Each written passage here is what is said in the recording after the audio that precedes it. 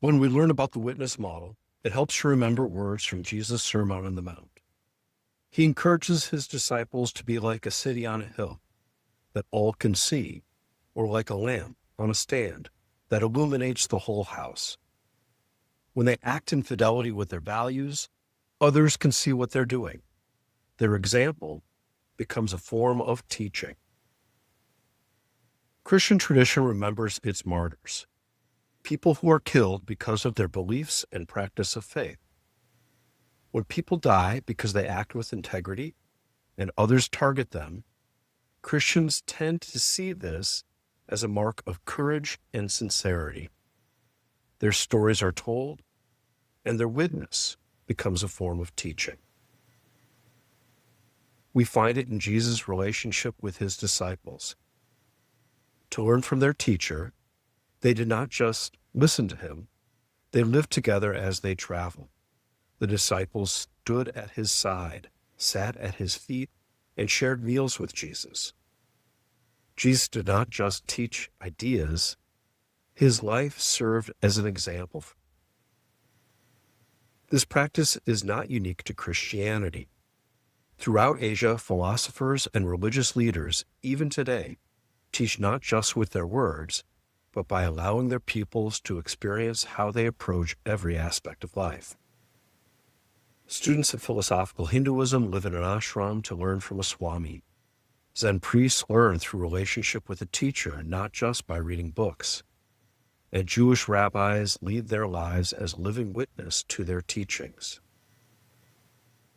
Yet wherever teachers and religious leaders offer teachings through word and living witness to their pupils, others see quaint people who live in strange ways and say idealistic, that is, unrealistic, things. What some people experience as wisdom, others dismiss as foolishness. Stephen Pope reminds his readers that Christians sometimes take up the mantle of self-sacrifice when it would be more appropriate for them to insist on just treatment. Many Christian families have memories of women who served their spouses for decades, despite being treated in humiliating or even violent ways. Too often they felt powerless, and too readily they turned to Christian culture and accepted their situation as their cross to bear, an expression of sacrificial love. Sadly, many Christian leaders, ministers, and priests encourage the practice. Professor Pope reminds us that in Christian practice, the cross leads to resurrection.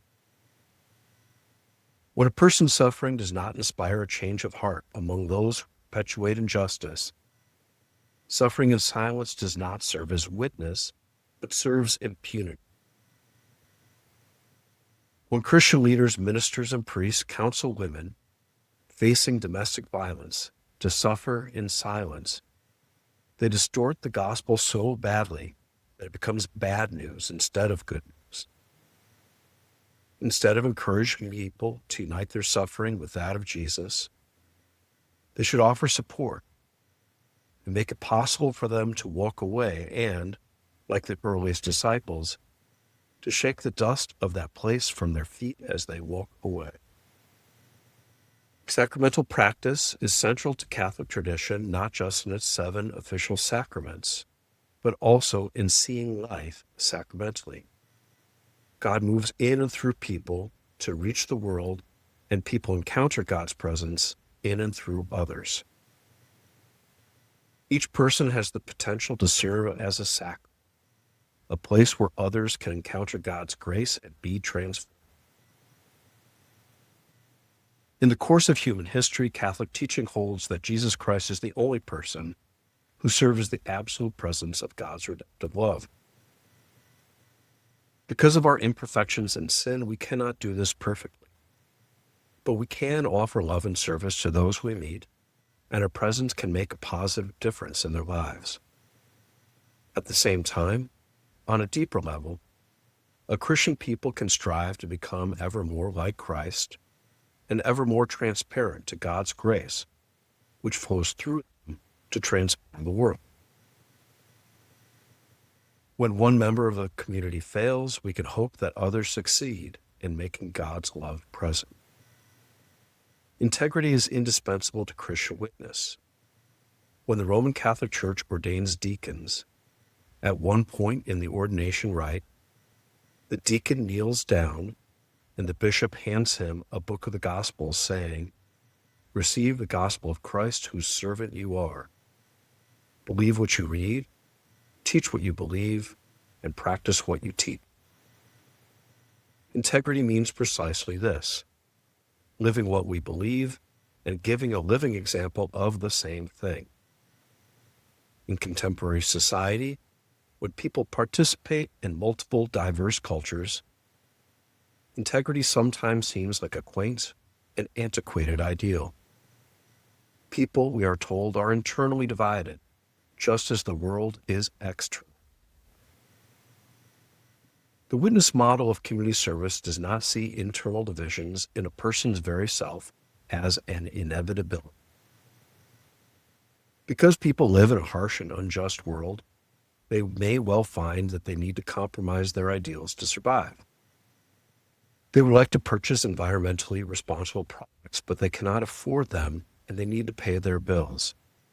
They want to make donations more generously than their family budgets can afford.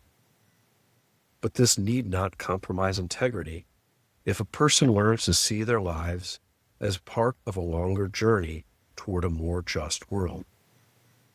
A person's desire to hew more closely to their ideals can sustain a spiritual integrity as they seek changes in society that make it easier for people to make the right choices.